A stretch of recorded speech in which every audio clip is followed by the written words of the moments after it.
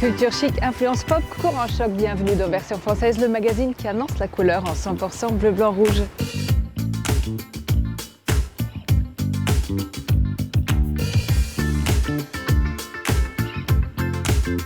En selle, aujourd'hui on vous emmène dans les coulisses bien gardées, celles de la garde républicaine, des écuries aux ateliers, découvertes aux petits trous.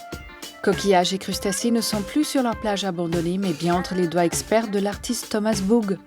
Que vous ayez envie de mettre la main à la pâte ou simplement de contempler, voici 3 adresses autour de la sculpture. Si entre les Pyrénées et les Alpes, votre cœur balance, votre raison, elle, penchera pour les skis made in France. Dénichés aux 4 coins de France, voici les immanquables de la semaine, ses points de vue.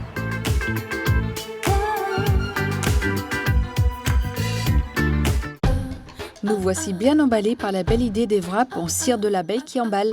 Exit le papier d'alu ou cellophane pour recouvrir les restes de nos repas qui sommeillent au frigo. Bonjour, l'initiative écolo. Un simple mais joli tissu enduit de cire fait désormais sa place dans les placards de la cuisine pour le plus grand bonheur de la planète. Emballer, c'est wrapper. Objet incontournable des années 70, reconnaissable au premier coup d'œil, voici la pomme à glaçons.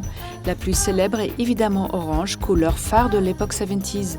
Elle fut vite délaissée au profit d'autres matériaux comme l'inox, mais laisse un souvenir impérissable de son passage dans le paysage design, tout simplement à croquer. Marre de voir vos t-shirts basiques avoir grise mine, désespéré de votre jean fraîchement troué ou tout simplement envie de renouveler votre garde-robe en un coup d'aiguille, plus la peine d'être expert en couture. Dans l'ouvrage Broderie Upcycling, on vous donne 20 idées originales pour donner ou redonner du peps aux pièces de votre dressing. Astucieux. Vous connaissez l'expression « tendre le bâton pour se faire battre » ? Eh bien, si c'était un bâton de caramel quand vous tendez, que diriez-vous ? Les bâtons sont ici des créations 100% françaises indispensables pour ravir les gourmands, et on sait qu'il y en a, en se parant de saveurs multiples comme la fève tonka, le fruit de la passion ou encore le sel de Guérande.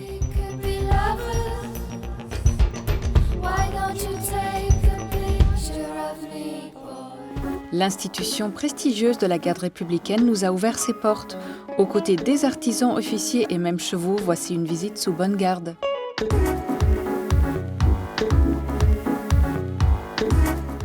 Vous avez plutôt l'habitude de la voir défiler sur les Champs-Élysées les jours de célébration nationale. Gardienne du prestige de nos institutions françaises, la garde républicaine met à l'honneur le meilleur ami de l'homme, le cheval. Aujourd'hui, pas de défilé pour les canassons, c'est jour d'entraînement au quartier Carnot. Quelques téméraires affrontent la pluie, mais nous, on a rendez-vous à l'abri d'un manège. Avant de commencer les efforts, allons en savoir un peu plus sur les missions de ce régiment auprès du chef François Barberoux. Mission d'honneur, Élysée, Matignon, tous les palais nationaux. Plus mission de sécurité, détachement saisonnier tout l'été. Sécurisation des alentours du Stade de France, au niveau des gares de RER. C'est des chevaux qui font le 14 juillet, le 11 novembre, le 8 mai. Donc voilà, pour qu'ils soient les plus beaux possibles et les meilleurs possibles. Et pour être au meilleur de leur forme le jour J, les chevaux et leurs cavaliers se préparent au quotidien. On a installé différents ateliers, donc notamment des escaliers, choses qu'ils peuvent rencontrer en ville. Après, si jamais le sol n'est pas propre, s'il y a des bouteilles en plastique ou autre, donc qu'ils ne soient pas surpris par le bruit que font les bouteilles lors de leur passage. Il y a aussi la bascule, qui ne tente d'ailleurs pas tout le monde. Et puis le plus impressionnant peut-être, un obstacle enflammé. Ça c'est sûr, les chevaux n'ont pas vraiment l'habitude d'en franchir. Bon, vous l'aurez remarqué, ni les chevaux ni leurs cavaliers ne portent les tenues officielles. Pour en voir un peu plus, direction la place de la République à Paris, là où les artisans de la garde républicaine sont installés. Dans cet atelier par exemple, on s'occupe des selles des chevaux. Le modèle d'origine date de 1874. Depuis, ni la technique ni la forme n'a changé. On restaure surtout les selles, c'est-à-dire qu'on va réparer les parties qui sont abîmées par des parties neuves ou alors des parties anciennes qu'on remet en service. C'est-à-dire qu'on répare de l'ancien avec de l'ancien, c'est ce qu'on appelle la restauration, où on refait des selles complètement neuves, qu'on va vieillir artificiellement de manière à ce que ça soit uniforme sur les rangs. Pour qu'il y ait vraiment une âme et que le produit reste vraiment uniforme, on essaye de faire au maximum de la restauration. Côté couture, vous allez voir, rien n'a changé non plus. C'est une couture assez particulière, ce qu'on appelle la couture sellier. Là, en l'occurrence, Maëva elle est en train de confectionner cette bride pour les tandems. Donc c'est une bride assez particulière avec des équipements somme toute normaux, mais avec des coutures qui sont exécutées à la main. Tout ce qui est bouclerie, tout ce qui est passage de boucle, c'est obligatoirement fait à la main parce qu'à la machine, on ne peut pas passer. Mila réalise une couture type sellier. Elle coud une sangle avec un fil de lin. Grosse différence comparée à une couture machine, c'est-à-dire que lors de l'exécution de cette couture à la main, elle va exécuter un nœud qui va être dans l'épaisseur. Concrètement, si un point est usé, si un point est cassé, ça ne va pas contaminer la totalité de la couture. Alors qu'une couture machine, vous avez sûrement eu le cas, vous prenez un fil, vous tirez, il y a tout qui vient. Donc là, en termes de sécurité, voilà pourquoi on fait ça à la main. Parce qu'en cas de problème, ça ne met pas en péril la vie du cavalier. Juste à côté, c'est l'atelier des casquilliers. La longue queue qui orne les casques est faite avec du véritable crin de cheval. Et pour cela, il faut une bande de cuir qui a cette forme-là, qui est un petit peu triangulaire, qui va s'adapter au sommet du casque qu'on appelle le cimier. Et ensuite, on perce sur cette lamelle de cuir 4 rangées de trous, 116 trous au total sur 4 rangées, toujours du même diamètre, 2,5 mm de diamètre, pour obtenir toujours une crinière de la même longueur et du même volume. C'est ensuite le début d'un long travail minutieux pour l'adjudant broyé. Il intègre le crin petite poignée par petite poignée. Il suffit juste de renouveler 116 fois l'opération pour obtenir la crinière. Ah, seulement 116, à vos ordres alors. Les chevaux et leurs cavaliers seront alors prêts à défiler et surveiller la capitale.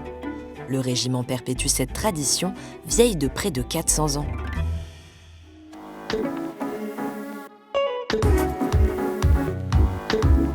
Quand les coquillages s'échouent sur la plage, c'est la main experte de l'artiste Thomas Book qui vient les cueillir. Il les transforme en créations quasi surnaturelles.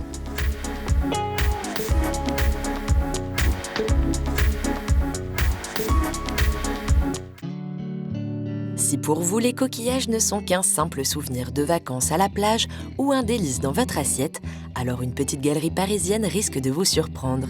C'est celle de Thomas Boog, décorateur et artiste, dont l'univers créatif se déploie autour de ces petites bêtes marines. Il peut aussi bien imaginer un visage affable ou étonné que la déco chic ou excentrique. Il conçoit aussi des décors pour les particuliers comme pour les bars et restaurants. En 2017, il a même revisité un cabinet de rocaille pour le salon AD Intérieur. Et si on lui demande de définir son style ? Vous voyez à la fois du baroque et quelque chose de très moderne côte à côte. Parce qu'en fait, je fais les deux. Je suis un peu tiraillé entre les deux. Je suis peut-être plus connu pour le côté un peu baroque. C'est vrai, j'aime bien les colonnes, j'aime bien des obélisques. Refait à nous, le goût d'aujourd'hui, bien évidemment. Tout commence dans le sous-sol de sa galerie. Sous cette voûte reposent des milliers de coquillages, sobres ou bigarrés, petits ou grands, parfois banals ou très précieux. Pourquoi les coquillages? Mais c'est une vaste question. Parce que je les aime. Au milieu de ces trésors des fonds marins, Thomas Book se sent un peu comme un poisson dans l'eau. À chaque coquillage, je vois l'intérêt. Je me dis, mais pourquoi la nature fait un truc aussi compliqué? Pourquoi cet animal a une maison aussi stylée? C'est quand même dingue. Sa collection de matières premières est immense, mais il n'utilise pas que des pièces brutes. Il peut les polir, faire apparaître la nacre avec de l'acide, les poncer, les peindre, comme ces moules qu'il tient absolument à utiliser. Pour chaque création, le point de départ, c'est la couleur. J'ai ces cabochons un peu bleutés qui sont assez précieux et du coup je profite de ça pour mettre des moules en fait en valeur.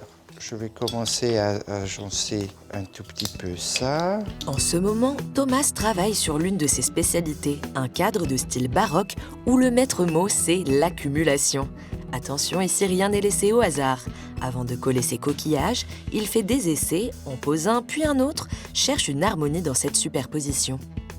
Quand à la fin, on a l'impression il est tombé par hasard dessus, ce qui n'est absolument pas le cas parce que chaque endroit est vraiment bien réfléchi. Mais je fais ce travail à chaque fois pour me rendre compte ce que ça fait. Entre le moment où les premières pièces et les dernières sont posées, plusieurs jours s'écoulent, ponctués de temps de séchage pour que rien ne bouge.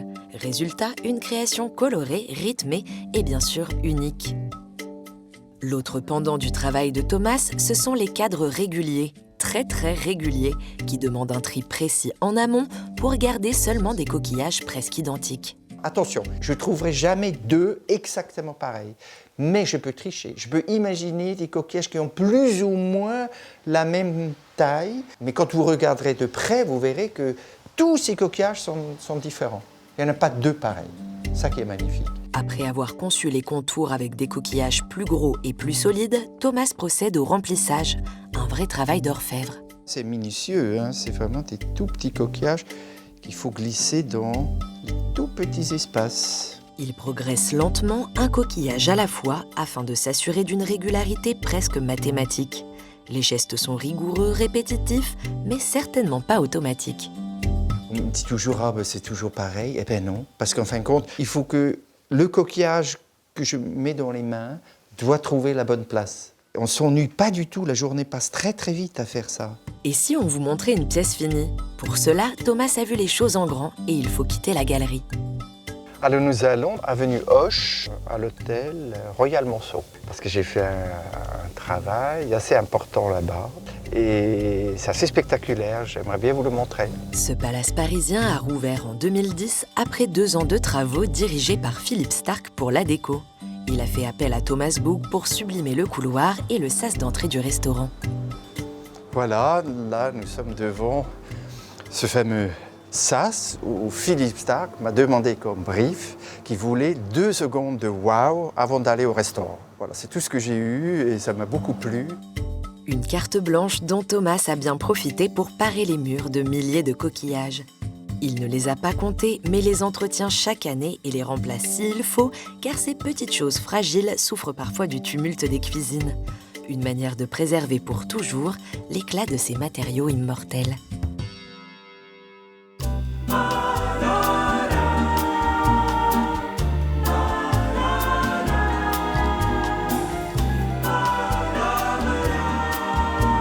Bonjour Thomas. Bonjour. Depuis petit, vous aimez les coquillages, comment ça se fait? Nous allons à l'époque 1 fois par an en vacances en Italie, parce qu'en fait je suis né dans les montagnes suisses. Et ce moment très précis comme ça, ces quelques semaines au bord de la mer, m'a toujours inspiré énormément.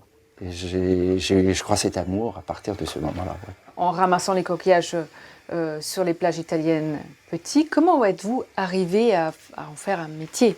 Ça, c'est un choix réfléchi. J'étais dans la mode avant et j'ai su à un moment que la mode ne m'intéressait pas assez. Et j'ai cherché un autre métier. Du coup, tout de suite, je pense à la décoration, c'est sûr.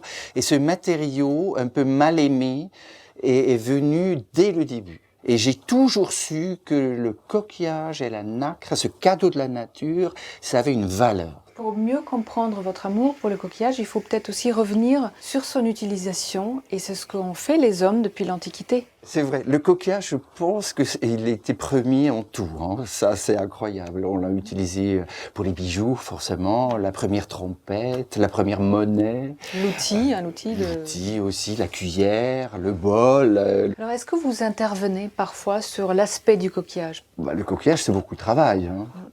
Alors d'abord, il faut les ramasser, évidemment. Moi, je peux aussi les acheter parce que c'est un vrai commerce. Après, il faut les nettoyer. Après, on peut soit polir pour garder l'aspect naturel, ou alors carrément enlever la couche de couleur pour que la nacre apparaisse. Dans une vitre perlière, par exemple, comme vous avez là derrière moi, la nacre est à l'intérieur. C'est pas très joli à l'extérieur, c'est à l'intérieur où c'est beau. Pour vous, la valeur, elle est plus dans la beauté, l'accumulation, les œuvres que vous réalisez, que dans la rareté. J'exclus pas le très beau coquillage, mais en fin de compte, je suis pas un collectionneur de coquillages. Je remplis pas une vitrine avec les spécimens qui me plaisent. Je suis plus attiré par l'accumulation, oui. Vous êtes un décorateur artisan, décorateur artiste. Vous travaillez en étroite collaboration avec les autres décorateurs pour magnifier les intérieurs. Je suis à la fois décorateur, mais je travaille pour les décorateurs. Tous ces gens qui font soit des bateaux ou des maisons bord de mer, etc., je leur réalise qu'eux, ils ont besoin. Après, si vous voulez, je ne travaille pas que le coquillage, hein. C'est-à-dire je suis intéressé par tout ce que la nature nous offre. J'aime les pommes de pin, j'aime des porcs-épics, j'aime le très beau bois. J'ai des trésors comme ça que j'ai ramassés moi-même, qui ne m'ont pas coûté cher, et je suis fier de faire quelque chose de beau avec. Parfois, vous travaillez aussi avec d'autres artisans. Comment ça se passe? C'est pas le meuble en entier qui est fait en coquillage, attention, hein, ça reste le décor. Pour les portes, par exemple, ou une lampe, il faut un socle, il faut l'électricité, etc. Alors, comme je me considère un peu comme un créateur, tous les objets que vous voyez ici sont dessinés par moi-même. Quel était le décor le plus fou que vous ayez réalisé? Décor le plus fou, j'ai eu la chance plusieurs fois de travailler pour Philippe Starck, grand décorateur et architecte, et il m'a fait faire des folies. Et pour ce genre de commande, il faut du temps? Oui, c'est une démarche, on ne fait pas ça du jour au lendemain. Oui. Mais les projets comme ça, ils sont de longue haleine, il y a plusieurs mois devant vous, tout est fait à la main. Très souvent, on me pose la question, vous les collez un par un? Je réponds toujours, mais j'aimerais bien 10 par 10, mais on ne peut pas. Votre travail s'apparente aussi à de la sculpture. Alors la sculpture, c'est un peu autre chose quand même, parce que la sculpture, on donne la forme. En l'occurrence, le coquillage, la forme est donnée, sauf quand je le découpe. C'est-à-dire quand vous le découpez, ça devient autre chose, ça devient juste une matière. Mais une matière infiniment riche et précieuse. J'adore la nacre. Et je me lasse pas, c'est ça qui est incroyable. Ça fait 30 ans que je travaille avec les coquillages, et je suis encore, si vous voulez... Enthousiaste. Oui, et je découvre encore. Merci beaucoup. Merci à vous.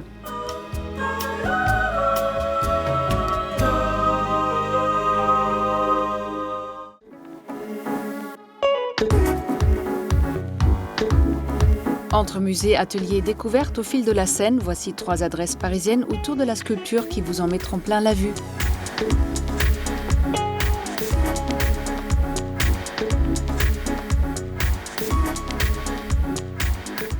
Repérage, c'est votre rubrique dénicheuse de bons plans parisiens. Cette semaine encore, on a couru, marché, rampé, arpenté, cheminé les rues de la capitale pour vous parler sculpture. Première destination, l'atelier musée d'Antoine Bourdelle. Un lieu hors du temps où la frénésie parisienne ne semble pas avoir son ticket d'entrée. C'est dans cette salle que l'artiste a créé l'œuvre de sa vie. C'est l'atelier de Bourdelle qui a très peu changé depuis sa mort en 1929. C'est un endroit où on sent encore la terre et le plâtre que l'on travaillait, où on a l'impression qu'il y a les fantômes des voix qui se sont tues. Alors Antoine Bourdelle lui-même, le sculpteur, qui a travaillé sa vie durant là, mais aussi ses proches, ses praticiens, son entourage et les gens qui sont venus poser pour lui. Juste à côté de l'atelier, une autre pièce dans laquelle vous allez vous sentir légèrement petit. Un espace gigantesque qui en vérité a été construit après la mort de Bourdelle en 1961 par la ville de Paris pour abriter ces extraordinaires modèles originaux en plâtre. Impressionnant par la taille, mais pas seulement. Ce sont ces sculptures qui ont rendu l'artiste célèbre dans le monde entier. Et sans vous faire mal au cou, levez encore un peu plus la tête, il y en a une qui domine toutes les autres. Le monument Alvear, un général argentin, le monument se trouve aujourd'hui encore à Buenos Aires, sur un socle qui fait plus de 20 mètres de haut. Il est très spectaculaire et ça montre que ce qui était produit à Paris était exporté ensuite dans le monde entier. Puis, passage obligatoire par la chambre d'Antoine Bourdelle. Celle-ci était là où il vivait, mais aussi là où il peignait. Décidément, il avait tous les talents. Et après avoir pris un bon bol d'air et d'art dans le jardin, découvrez la biographie du sculpteur tout en bronze et en marbre. On espère que vous avez profité de ce temps calme, puisqu'on vous emmène dans un cours de sculpture, où le bruit des outils résonne à tout va. Ici, Antonia enseigne à ses élèves la taille directe. C'est le fait de ne pas partir forcément d'un modèle et de construire, et de reproduire exactement le modèle dans la pierre ou dans le bois. On a le dialogue avec le matériau et quand on en enlève à un endroit, du coup, ça donne une forme. Et donc, cette forme-là, c'est de se dire « Ah, du coup, tiens, ça me donne une idée. Est-ce que j'intègre ça à mon sujet ou pas ?» Voilà, ça, c'est ce que j'appelle le dialogue avec la pierre. Et le dialogue n'est pas très tendre. Il y a plusieurs étapes et certaines font moins de bruit, on vous rassure. Il y a des gens qui sont dans des étapes de dégrossissage. Donc là, en fait, effectivement, on peut y aller à taper. Après, on va avoir l'étape où on va travailler la forme et tendre la forme. Donc là, on a d'autres outils que la pointe, c'est-à-dire les gravures. gradine. Et ensuite, on va avoir effectivement toute une partie de fini avec les rifloirs, les petites râpes et le papier de verre. Ici, la technologie n'est pas autorisée pour travailler. Retour à l'âge de pierre. J'essaye en fait de leur enseigner la taille et pouvant aller du début jusqu'à la fin de la sculpture en n'utilisant pas les machines. Et les pointes avec lesquelles on travaille principalement jusqu'aux 3/4 de la sculpture sont les outils que les sculpteurs, voire même égyptiens, avaient. Vous voyez, donc bon, c'est des outils très traditionnels. On vous propose maintenant de retourner au calme et de prendre un peu l'air le long du quai Saint-Bernard. Ici, on flâne, on se promène, on fait du vélo, mais pas seulement. C'est aussi l'occasion d'une petite sortie culturelle. Vous n'avez pas remarqué ? Bien intégré dans le décor urbain se cache près d'une trentaine de sculptures datant du XXe siècle. Bienvenue au musée de la sculpture en plein air. Ici, personne pour vous taper sur les doigts si vous vous approchez trop près des œuvres. Pas d'horaire d'ouverture, le square est ouvert 7 jours sur 7. Vous pouvez même y aller la nuit. Dans cette collection à ciel ouvert, on retrouve des artistes du monde entier. Le français Ipoustegui, la bulgare Liuba Kirova, la grecque Aglaé Liberaki ou encore le canadien Sorel Etrog. Des sculptures abstraites, minimalistes, représentatives de cette période artistique. Ouvrez bien les yeux, plus de 700 mètres de promenade où l'art sort des murs et envahit la ville. De l'artiste reconnu, en passant par l'apprentissage jusqu'au musée en plein air, la sculpture se dévoile sous toutes ses formes dans la capitale.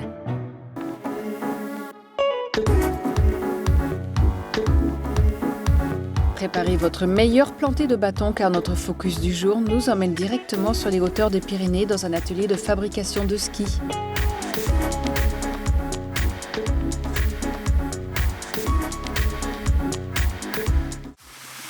Si ce doux bruit de glisse sur neige fraîche vous est familier, l'origine du ski, elle, est un peu plus floue. Le plus ancien skieur serait vieux de 3000 ans avant Jésus-Christ, selon cette peinture retrouvée. Mais les véritables origines du ski sont plus récentes. Il aura fallu attendre l'exposition universelle de 1878 pour que le ski arrive en France, avant de véritablement s'imposer comme une discipline populaire en 1960, avec de grands skieurs français comme Jean Vuarnet ou Jean-Claude Kelly. En 2015, alors que la production industrielle de ski bat son plein, 3 passionnés de montagne font le pari de relancer une vieille fabrication de ski made in Pyrénées, artisanale, éco-responsable et surtout en bois. Naissait alors la marque Villacampa, en hommage à Félix Villacampa, l'un des premiers fabricants de ski des Pyrénées au tout début du XXe siècle. Un savoir-faire bien particulier, car il existe bien évidemment des tailles de ski différentes, mais surtout des types de ski différents. On dit dans le ski qu'il y a un programme. Donc vous allez avoir un programme qui va être du ski de montagne. Par ski de montagne, on entend ski de randonnée. Donc on part ski au pied, on grimpe et on redescend. Et puis il y a tout ce qui est ski de station, voilà, ski de piste, où on va être sur une neige travaillée, damée, pour faire des courbes et des virages courts ou moins courts en fonction de ce que vous aimez faire. Des skis plus souples et plus légers que ses congénères, ce qui n'est pas négligeable pour le ski de randonnée. Et pour fabriquer un ski, qu'il soit de piste, de rando ou de fond, plusieurs corps de métier cohabitent. Et ce n'est pas Gaëtan Lynx, technicien d'atelier, qui nous dira le contraire. Il y a une partie un petit peu plus bois et bénisterie quand on est sur la finition, un peu plus technicien, matériaux composites, résine, quand on est dans la fabrication, avec beaucoup de manuels. Donc on varie énormément pour fabriquer une paire de skis. Direction l'atelier pour aller voir ça d'un peu plus près. Tout commence par le noyau en bois, le cœur du ski, issu de forêts éco-responsables. Gaëtan fait un travail d'ébéniste et doit le découper selon son gabarit. Et ici, tout fonctionne par paire. On ne fait jamais un seul ski tout seul, mais toujours avec son jumeau. Au même moment, dans la pièce voisine, Eric, lui, prépare la semelle, qui est sous le ski. Et là, il est en train de cintrer, puis de coller l'écart. Vous savez, la tranche du ski. Étape très minutieuse, car on n'a pas le droit à l'erreur. Et c'est vraiment important là d'être un maximum précis. Il faut vraiment que la carre dessous soit jointée correctement sur la semelle pour éviter à la fin tout ce qui peut être infiltration d'eau. Une fois la semelle et le noyau prêts, on peut commencer l'assemblage des différentes couches qui composent un ski avant de passer à la stratification et à la presse. Le but, c'est au niveau du poste de stratification, c'est d'essayer d'aller vite, d'être efficace. Donc il faut avoir ces tissus de près, il faut les préparer à l'inverse de ce qui va être fait dans le ski. Donc le tissu qui sera posé en premier sur le ski, se le préparer en dernier. On vous sent confus, alors on vous explique. Pour ces skis freeride, il y a dans l'ordre la semelle, un tissu carbone, le noyau, un autre tissu carbone, une couche de lin et le plaquage en bois de chêne, de merisier ou frêne olivier. La production Villacampa étant du quasi sur mesure, aujourd'hui il n'y a pas de stratification planifiée. Mais voici à quoi ça ressemble sur un bout de ski. Toutes les couches vont être imbibées d'un mélange de résine et de catalyseur avant de passer à la presse. Là également, on accumule les couches. Ça a été fabriqué ici par nous. C'est une presse un petit peu particulière où, à savoir que ce sont juste des montants et la pression se fait par un remplissage de boudins d'air. Après une nuit passée sous la presse, Gaëtan va pouvoir venir découper les contours de son ski, poncer pour dégager l'écart et poncer le dessus du ski pour le faire briller. On rajoute les fixations et il n'y a plus qu'à. Et surtout, on n'oublie pas le planter de bâton.